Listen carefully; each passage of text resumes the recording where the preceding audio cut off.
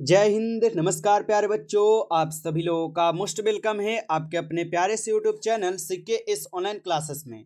कैसे हो आप सभी लोग? उम्मीद करते हैं कि आप सभी लोग अच्छे होंगे और आप सभी लोग की पढ़ाई बिल्कुल ही अच्छी तरीके से चल रही होगी। तो प्यारे बच्चों, आज के इस क्लास में हम सभी लोग जो है पढ़ने वाले हैं क्लास 12th पॉलिटिकल साइंस के प्यारे बच्चों 50 most important VVI objective question को, जो कि प्यारे बच्चों आपके फाइनल बोर्ड परीक्षा के लिए सभी क्वेश्चन जो है ना काफ़ी इंपॉर्टेंट हैं।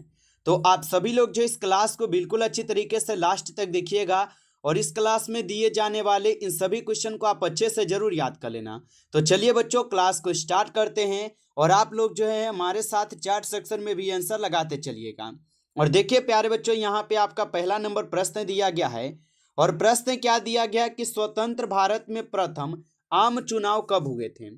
चलिए बताएंगे बच्चों कि स्वतंत्र भारत में प्रथम आम चुनाव कब हुए थे। तो याद रखिएगा प्यारे बच्चों, स्वतंत्र भारत में प्रथम आम चुनाव हुए थे 1952 में। ऑप्शन यहाँ पे आपका 20 सही जवाब है, 1952 में हुए थे। आगे देखिएगा, यहाँ पे आपका प्रश्न है और क्वेश्चन दिया गया है कि भारतीय योजना आयोग कर जो है ना ये कब समाप्त कर दिया गया था। बताइए, भारतीय योजना आयोग जो ये कब समाप्त कर दिया गया था। तो याद रखेंगे, भारतीय योजना आयोग जो है 2014 में समाप्त की जाती है। ऑप्शन डी सही जवाब है, 2014 में। अगला प्रश्न देखेंगे, क्वेश्चन है भारत में 11वीं पंचवर्षीय योजना जो है ना ये कब समाप्त हुई। चलिए बताइए कि भारत में 11वीं पंचवर्षीय योजना कब समाप्त हुई थी। तो याद रखिएगा साथियों, यह समाप्त हुए थे 2012 में। ऑप्शन बी यहाँ पे सही जवाब है, 2012 में। अगला प्रश्न देखेंगे, क्वेश्चन है आप लोग का कि किस भारतीय राज्य का अपना जो है ना संविधान था। चलिए बताइए साथियों कि किस भारतीय राज्य का अपना संविधान था। तो आप बताएंगे साथियों, ये हो जाएंगे जम्मू कश्मीर का। किसका होगा? जम्मू और कश्मीर का। ऑप्शन डी सही जवाब है, याद रखिएगा। आगे देखिएगा, प्रश्न यहाँ पर है कि डीएमके किस राज्य की प्रमुख क्षेत्रीय दल है। तो डीएमके किस राज्य की प्रमुख क्षेत्रीय दल होगा। तो साथियों आप बताएंगे ये तमिलनाडु का हो जाएंगे। ऑप्शन यहाँ पे आपका डी सही जवाब है, याद रखिएगा। आगे देखिए, यहाँ पे प्रश्न है आपका कि जनता दल के संस्थापक जो है ना अध्यक्ष कौन है। चलिए बताइए आप लोग। और बच्चों हम बोल रहे हैं कि आपके परीक्षा में जो है ना 100% यहाँ से आपको प्रश्न देखने को मिलेंगे। आप बस थोड़ा सा विश्वास कीजिए प्यारे बच्चों और धैर्य बनाकर आप इन सभी प्रश्न को एक बार पढ़ लीजिए, ठीक है।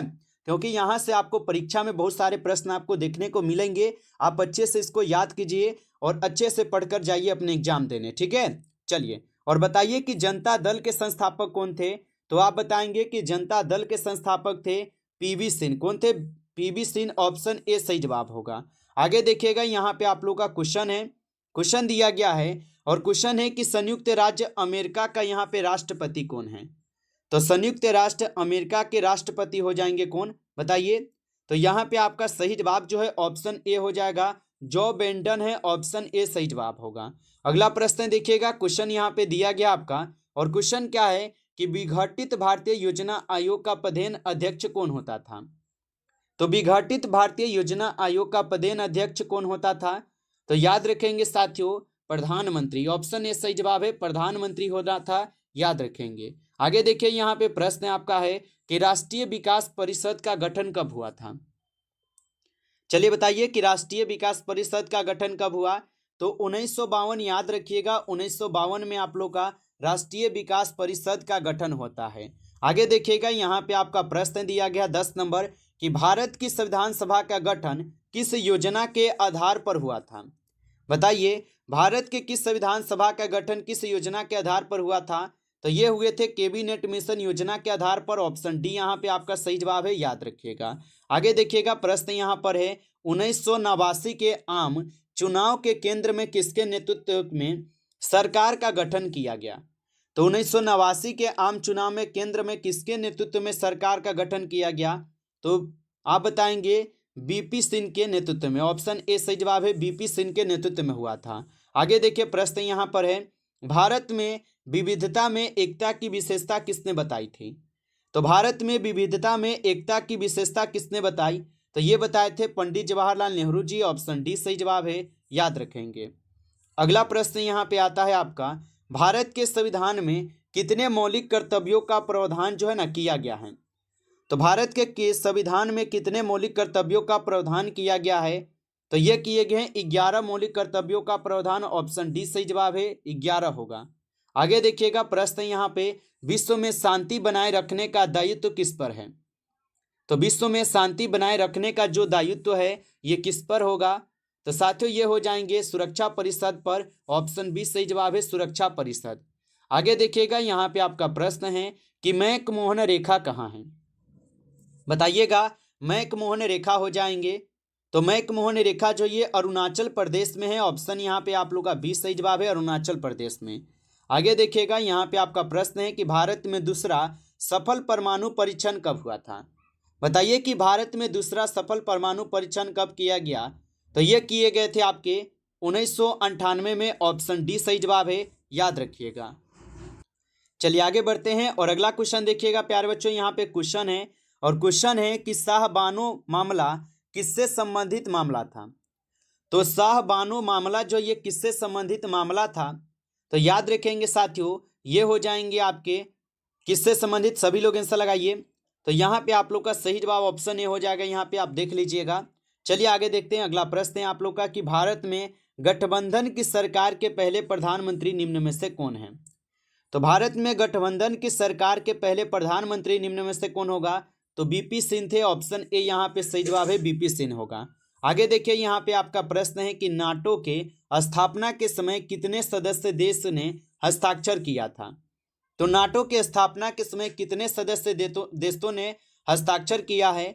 तो आप बताएंगे। इस पर किए थे कुल 20 सदस्य। ऑप्शन ए है। आगे देखिए क्वेश्चन है, भारत में प्रतिबंध नौकरशाही के विचारों का समर्थन किसने किया था? तो भारत में प्रतिबंध नौकरशाही के विचारों का समर्थन किसने किया? तो आप बताएंगे इंदिरा गांधी जी किए थे। ऑप्शन डी सही जवाब है, इंदिरा गांधी।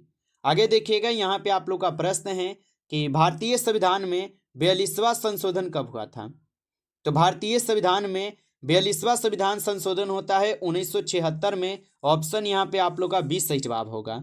आगे देखिएगा यहाँ पे आप लोग का प्रश्न है कि देश में आंतरिक गड़बड़ी के कारण संकटकालीन स्थिति की घोषणा कब हुई थी?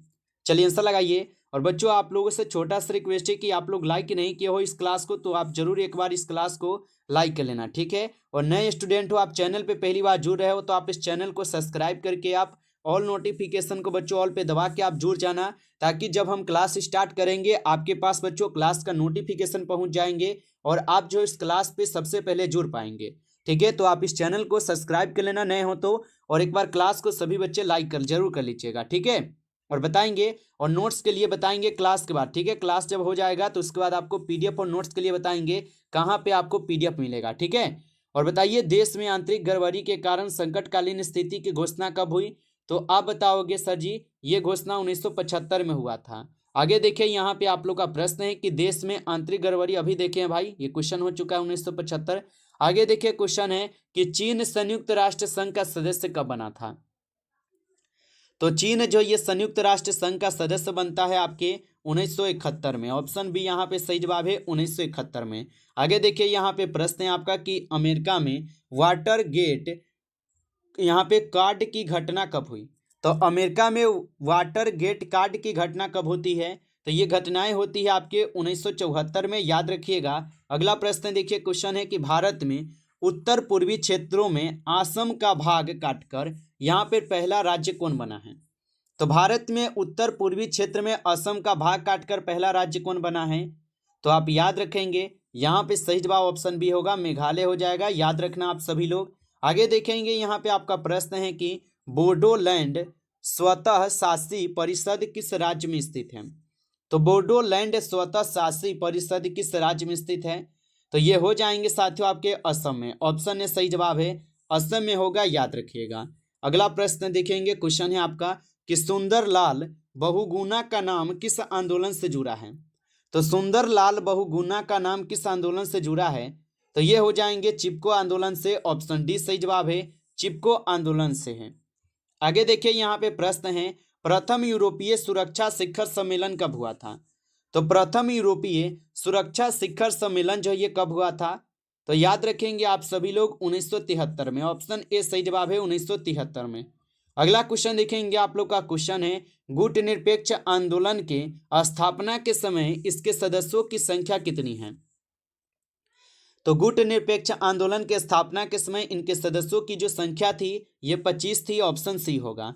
आगे देखेंगे प्रश्न यहाँ पर है आपका कि नवीन अंतर्राष्ट्रीय आर्थिक व्यवस्था की अवधारणा अंतर्राष्ट्रीय राजनीतिक पटल पर किस दशक में आया। तो नवीन अंतर्राष्ट्रीय आर्थिक व्यवस्था की अवधारणा अंतर्राष्ट्रीय राजनीतिक पटल पर किस दशक में आया था। तो आप याद रखोगे 1970 के दशक में, ऑप्शन ए सही जवाब है। आगे देखेंगे यहाँ पे आप लोग का प्रश्न है कि भारतीय जनता पार्टी को किस पार्टी का पुनः जन्म कहा जाता है। तो भारतीय जनता पार्टी को किस पार्टी का पुनः जन्म कहा जाता है। तो भारतीय जनसंघ को, ऑप्शन ए सही जवाब है, भारतीय जनसंघ होगा। आगे देखिए यहाँ पे आपका प्रश्न है कि पहला गुटनिरपेक्ष सम्मेलन कहाँ हुआ था। तो पहला गुटनिरपेक्ष सम्मेलन जो है ये आपके बेलग्रेड में होता है, ऑप्शन बी यहाँ पे सही जवाब है, बेलग्रेड में। आगे देखिए यहाँ पे आपका प्रश्न है कि दो ध्रुवीयता का यहाँ पे क्या अर्थ है। चलिए बताएंगे कि दो ध्रुवीयता का अर्थ क्या होगा।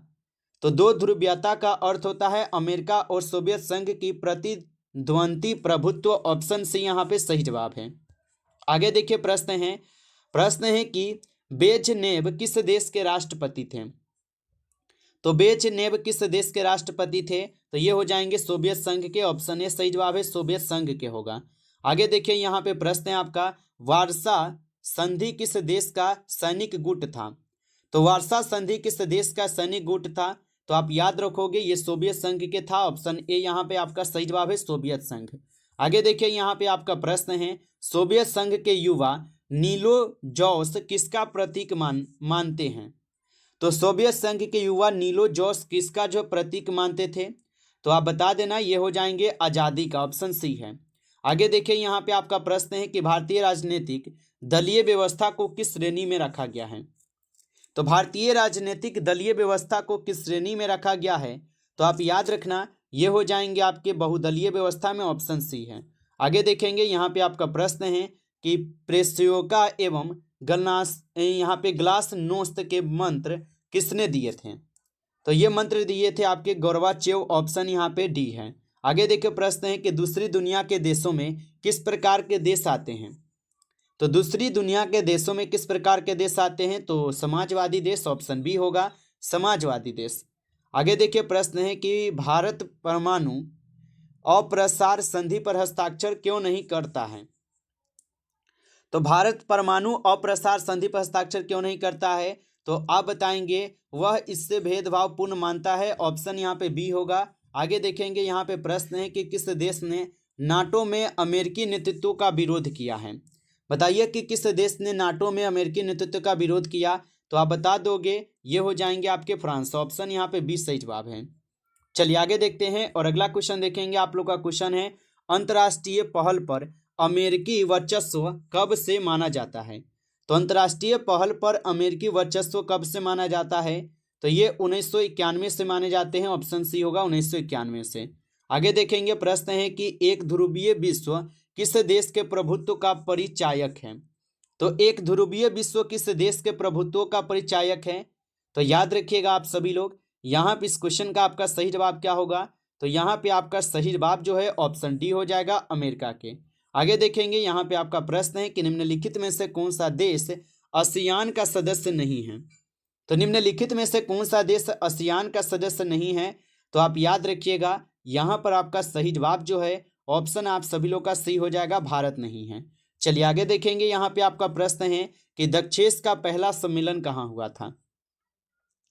तो दक्षेस का जो पहला सम्मेलन हुआ था ये बांग्लादेश में हुआ था, ऑप्शन यहाँ पे आप लोग का डी सही जवाब होगा। आगे देखेंगे प्रश्न यहाँ पे है कि संयुक्त राष्ट्र संघ के कितने अंग हैं। तो संयुक्त राष्ट्र संघ के कुल 6 अंग है, ऑप्शन डी होगा। आगे देखिएगा प्रश्न है कि भारत को कब से परमाणु शक्ति संपन्न देश के श्रेणी में शामिल किया गया है। तो इनको शामिल किए गए हैं 2008 में, ऑप्शन बी होगा। आगे देखेंगे प्रश्न यहाँ पर है कि आसियान की स्थापना कब हुई थी। तो आसियान की स्थापना 1967 में हुआ, ऑप्शन डी है। अगला क्वेश्चन देखेंगे, इस क्लास का लास्ट क्वेश्चन है इनमें से कौन आसियान के संस्थापक सदस्य नहीं हैं। तो कौन नहीं है। तो भारत तो बिल्कुल नहीं है क्योंकि ये विरोध कर रहा है, तो ऑप्शन ए नहीं, ये यहाँ पे सही जवाब है, भारत नहीं होगा। तो बच्चों यहाँ पे कुल 50 क्वेश्चन कंप्लीट हुआ। कितना क्वेश्चन सही हुआ कमेंट में बताइए। और प्यारे बच्चों यदि आपको नोट्स चाहिए तो इस नंबर पे आप एसएमएस कीजिए, ठीक है, 962 18 834, ठीक है। इस नंबर पे आप एसएमएस कीजिए और बोलिए किस तरह में नोट्स चाहिए, ठीक है। इस तरीके से आप लिखकर व्हाट्सअप एसएमएस कीजिए और बोलिए किस तरह में नोट्स चाहिए। इसका थोड़ा आपको पेमेंट वही लग रहा है, आप इसको पेमेंट करके आप ले सकते हो। बिल्कुल आपको कम पेमेंट लग रहे हैं, थोड़ा सा लग रहे हैं। आप चाहें तो अपना सब्जेक्ट बताकर नोट्स को ले सकते हो, ठीक है। तो चलिए बच्चों फिर मिलते हैं आपसे नेक्स्ट टॉपिक के साथ नेक्स्ट क्लास में। तब तक के लिए सभी प्यारे बच्चों को टेक केयर, अच्छी तरीके से पढ़ाई करते रहिए।